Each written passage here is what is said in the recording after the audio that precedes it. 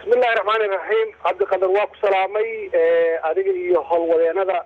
idaacada kulmiye iyo guud ahaan shacabka Soomaaliyeed oo meel walba idinka dhageysta runtii baraha wasiirada hadda la dhisay oo tiradu ay tahay 67 waa golo ballaaran anigu waxaan ka aqaanaa oo aan soo wada shaqeynay 7 kamid ah todobadaas kamid ahna waxay ahaayeen ama waxay yihiin dad wanaagsan inta badan Soomaalidu waxay sheegtaa dadka xun oo la bumbuuriyaa laakiin dadka wanaagsan lama sheego anigu waxaan rabaa inaan ka faa'iideysto fursadan oo aan magacaabo dadkaas anigu aan aqaano oo wanaagsan waxaan ku leeyahay ama maxaan ku yiraahdaa ninka la yiraahdo Cabdiraxmaan Caynte oo aan muddo dheer isnaqaano oo nin aqoon-yahan ah karti badan leh meelo badan oo kala duwan ka shaqeeyay hawsha loo xilsaarayna aan hubo 100% inuu si karti leh oo Soomaalnimo ah uga soo bixi karo Janaal Diini Abqaadir Shiicali Diini oo aan soo wada shaqeynay oo hadda 40 sano in ka badan khibradda ciidamada ku leh Soomaali wanaagsan oo karti iyo hufnaan iyo wadannimo leh isagoo hawsha u yaqaanin baa loo magacaabay Zahra Ali Samatar oo aniga ay ahaan jirtay wasiir dawlo waa gabar wanaagsan oo mutacallimad ah aqoon badan leh aadaab badan leh waxaan ku raahdaa hawsha loo xilsaarana ka soo bixi karta حاجة من اللي يراهدو ودين مهم ومرة بعض الدولي ما كتوق يبقى خطط بيرنا أوله هاوس اللوح الساري حبك إسنا واساس وقلب من كرتب بدن وهاوس اللوح السار آد وصبحه محمد حسن آدم من اللي يراهدو وإسنا حوله حسابات مالية كتخلصي وهاوس الله إدمره سوى نفسه وداعد ما وصبحه كره إيوه داود عبد الرحمن ومن اللي يراه وسنة في ساقويها hawsha hadda loo magacaabay ka soo bixi kara inta kale marka aan magacooda sheegin inaan aqaan maaha waxa laga yaabaa inay yihiin dad fiican oo wanaagsan oo hawsha ka soo bixi kara mushkiladda meesha taalo waxay tahay marka tirada farbadida tirada golaha wasiirada oo loo baahnaa in intaanan la magacaabin in la fiiriyo in loo hayo budget ama dhaqaale loo hayo intaan laga hormarin mala ansixin karaa oo ma gudbi karaan baarlamaanka maxaa yeelay intaas 60 kaas iyo 7daas waxaan hubaa inay ku bixi karto lacag $500,000 ah bishii ku bixi karto waa lacag aad iyo aad u fara badan aan ogahay dalka hadda inuu diyaar u ahayn waxaan ognahay in ciidamada ay mushaharkoodu aysan qaadan aysan qaadan oo bilo walba bilo badan ku leeyihiin dawladda oo aysan qaadan shaqaalaha dawladda waa saas oo kale hadda ayaan waxaan ognahay in ciidamo la ruqseeyay soo halgamay oo shabaab la soo dagaalay oo wadaniyiin ah oo ay ahayd in la dalacsiiyo mushaharada loo kordhiyo oo guryo loo dhiso qaarkoodna ay dhinteen aqoontooda la daryeelo in la shaqooyinka laga fariisiyey oo hooyooyinkood iyo islaamihii iyo caruurtii ay banaanbax ku sameynayeen madaxtooyada horteeda oo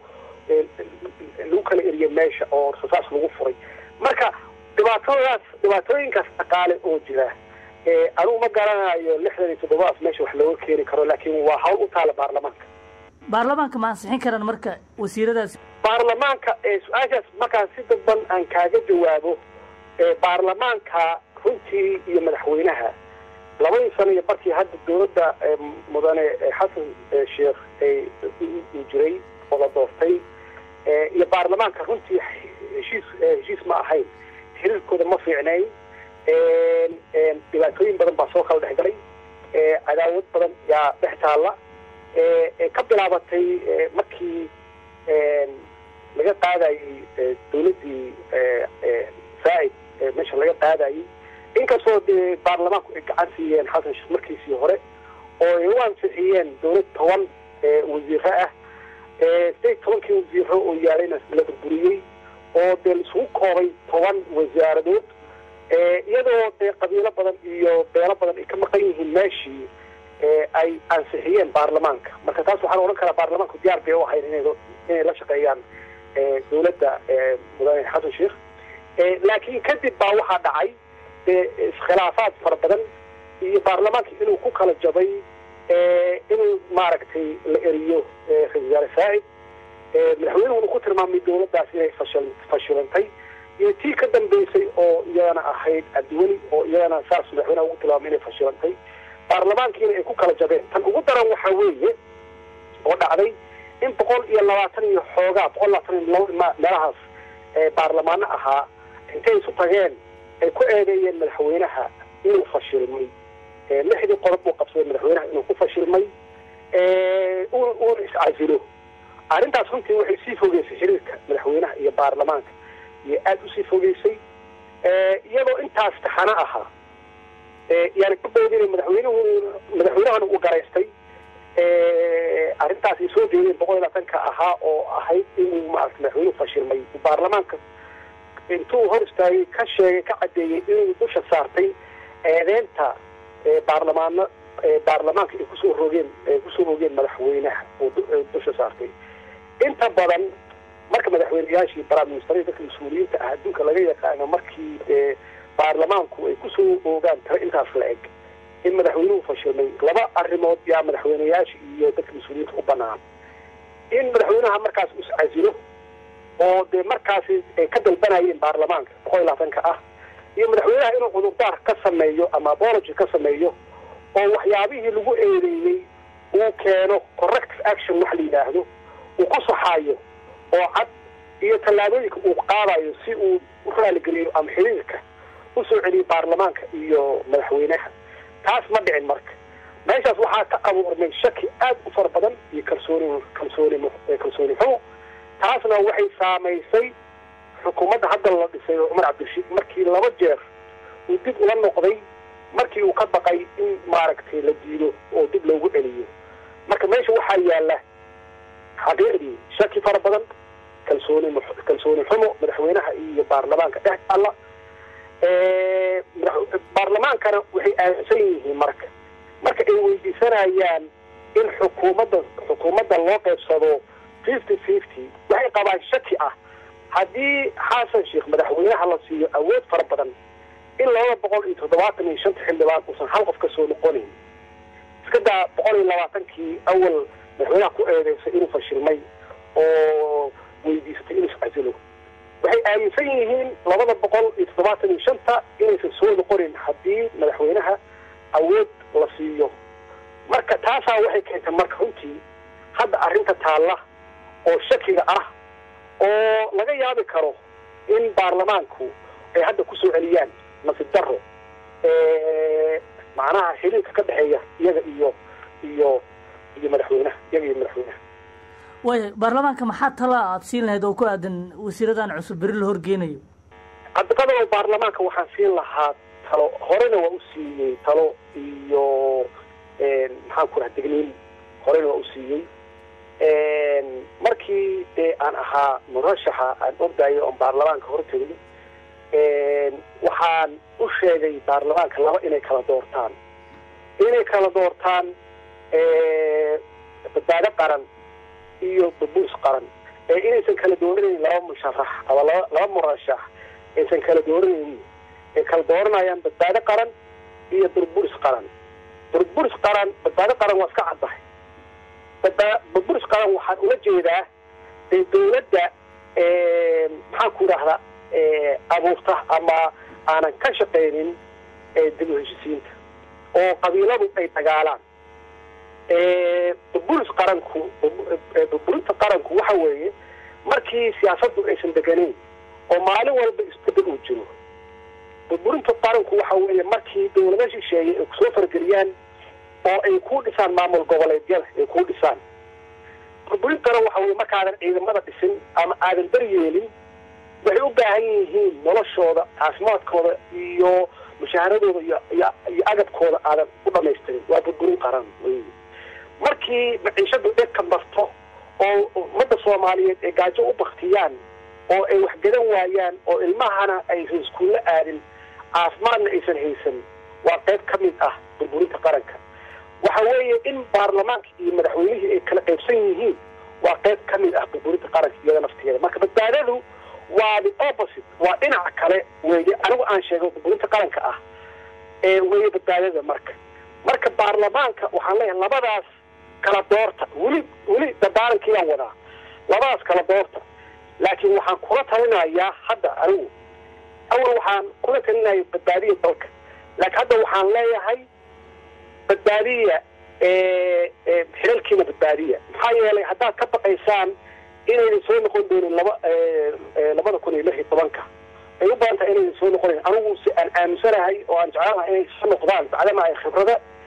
ay heleen oo dee aan la khayaami karin oo aan la oran karin dee baddaa la maceyn karaa, aan intuu qof u yimaado usan ka geli karin ra'yi noocaasa oo ay khibrad heleen. anu waxaan qabaa inay iyaga joogaan inta dad cusub oo dee la khaldi kara ay imaan lahaayeen. laakiin hadda iyagu waxaa loo baahan yahay inay ilaashadaan maxaanku yidhaahdaa bacdamaa shakigaas ay qabaan in ay ilaashadaan oo ay badbaadiyaan boosaskooda iyo xildhibaannimadooda iyo institutionka naftigiisa inay ilaaliyaan. maxaa yeelay institutionkii baarlamaanka hadda waxaan arkaynaa in maamul goboleedyadii looga yeeray xamar, shaqooyinkii institutionkii baarlamaanka uu lahaa qaar la rabo in la siiyo maamul goboleed. maamul goboleedkuna runtii baarlamaanka mas-uul ka ah. odayaasha dadka macnaha odayaasha waxaa soo dartay baarlamaanka legitimate-ka ah oo rasmiga ah yaa soo doortay baarlamaanka. marka hay-adda keliya oo xalaasha ah waa baarlamaanka. baarlamaanka waxay xalaalaysay marka oo legitimate ka dhigtay madaxweynihina wuxuu sharciyeeyey prime ministerkii. marka hooyada meesha waa baarlamaankana waxaa keenay oday dhaqameedyada. marka maamul goboleed haddii ay ka qaataan hawsheedii iyo shaqadeeda ka qaataan dee waxaan oran karaa institutionkii shaqadiisii meeshaas ayuu ku lumay. marka waa inay badbaadiyaan institutionka baarlamaanka iyo inay badbaadiyaan xilalkooda bacdama ay yihiin dad khibrad leh oo muddo soo shaqeeyey oo aanan la khaldi karin. arrintan maamul goboleeda aad ka dhawaajisay waxaa jirta in shalay muqdisho lagu soo gabagabeeyey shalay ka qayb galeen maamulada puntland, jubbaland iyo koonfur galbeed iyadoona aan loogu casuumin xibin iyo xeeb iyo galmudug oo la sheegay inaysan ahayn maamul dhammaystiran. adi maxay kula tahay? aniga waxay ila muuqataa madaxweynaha qaranka soomaaliyeed mudane xasan sheekh hawshii ugu horreeyey uu ka booday waxay ahayd waxa la yidhaahdo dib u heshiisiin. dib u heshiisiinta iyay ahayd inuu horumariyo isagoo adeegsanaya baarlamaanka bacdama ay yihiin sharci samayntii ay yihiin iyo oday dhaqameedyadii inuu iyaga horta uu adeegsado yay ahayd. marka haddii fursaddan ay timid maanta oo ay u yimaadeen maamul goboleedyadii waxay ahayd inuusan wax oo dhan kala reebin. marka inuu iyagoo dhan isugu yeero uu yidhaahdo waa tashanaynaa ileen maamul goboleedyada waxaa laga yaabaa midkiiba inuu hal magaalo haysto inta kale ay shabaabku haystaan yaa laga yaabaa. marka dee wax dhisan ma aha, waxaa laga yaabaa baarlamaan inaysan lahayn. marka waa magacun oo dee la siiyey. marka in looga faa'iidaysto in inta kale oo diyaarka ah ama rabta waxaan xasuustaa markii dee roadmapka la sameynayay UN-ku iyo dawladdii markaasi sheekh shariif way aqoonsadeen maxaan ku raahdaa galmudug waa aqoonsadeen oo waxay aqoonsadeen ahlusunna wajamiica. ujeeddada laga lahaana waxay ahayd in la ballaariyo oo salballaar loo sameeyo cid walba oo soomaaliya oo wax ku tari karta hawshaan socota inay fusho. marka xasan sheekhna waxaa laga rabay oo aysan dee ma ahayn in dee waddamo shisheeye ay u tilmaamaan waxa uu samayn lahaa. waxay ahayd isaga inay ka timaado inuu raadiyo cid walba ama maamul kasta oo dee diyaar ah inay ka qayb galaan hawshaanna uu rogo dib u heshiisiin. laakiin qodobo waxaan ka dhex arkaa meelo leh higsigay ka qayb galayaan oo dee ay ku yeelanayaan maaragtay shaqooyin mugle. higsiga waxaa iska leh dawladda dhexe iyo baarlamaanka iska leh oo ka mas-uula guud ahaan gobollada soomaaliya. waxaan kale oo rabaa tale inaan siiyo shacabka soomaaliyeed oo meel kasta oo meel kasta jooga oo idin dhegaysta sida aan baarlamaanka aan talada u siiyey shacabka soomaaliyeed waxaan leeyahay ha qalbi jabina maxaan ku yidhaahdaa hana ka niyad jabina dawladdiina ha ka niyad jabina haddii aad dawladdan aad maaragtay aad saluugsan tihiin way imaan doontaa dawlad wanaagsan oo hadduu ilaah yidhaahdo idinka warqabta oo dadka masaakiinta ah danaysa oo maciishadan cirka maraysa iyo abaarahan jira xakameyn karta dhaqaalaha dib usoo celin karta ciidamada qalabka sida iyo shaqaalaha dawladda xuquuqdooda siin karta marka waxaan leeyahay shacabka soomaaliyeed inaysan qalbi jabin oo aysan niyad jabin haddii ay niyad jabaan hadday dawlad ma jiri karto waxaa la rabaa dadku inay soo jeedaan oo dawladda la socdaan oo ay dareensan yihiin dawladdoodu inay fiican tahay inay xun tahay hadday dawladdu xun tahayna sidii wadamo badan ay tallaabo uga qaadeen oo kale inay tallaabo uga qaadaan hadday dawladdu wanaagsan tahayna ay taageero siiyayaan laakiin mar walbaba shacabku waxaa loo baahan yahay inay baraarugsan yihiin oo ay soo jeedaan oo ay la socdaan xaaladda inkastoo hadda baahi badan ay jirto inkastoo dhibaatooyin badan oo abaaraha ay jiraan laakiin dawladdu waa shacabka way marka haddii ay shacabku ay dan ka gelin dawladdooda dawladdu waxay noqon kartaa seerftay u shaqaysan kartaa marka waxaa loo baahan yahay shacabku inay ku baraarugsan yihiin ay dhegaystaan dawladda waxa ay samaynayso wanaag